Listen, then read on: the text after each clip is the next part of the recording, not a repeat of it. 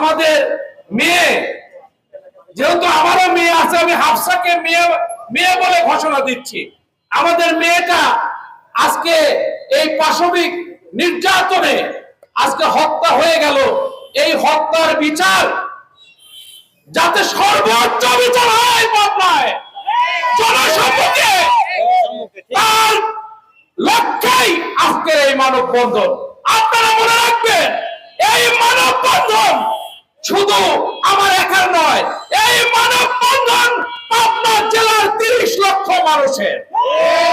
এখানে সাংবাদিক রয়েছে, শিক্ষক শিক্ষিকা রয়েছে, প্রফেসর রয়েছে, অধ্যক্ষ রয়েছে, শিক্ষার্থী রয়েছে, রাজনৈতিক নেতৃবৃন্দ রয়েছে।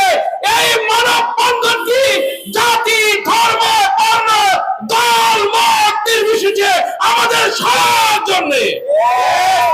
আপনারা এগিয়ে আসুন।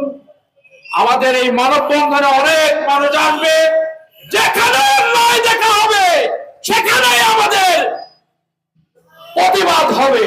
এই প্রতিবাদে আপনার সকল পর্যায়ের মানুষ থাকবে ইনশাআল্লাহ।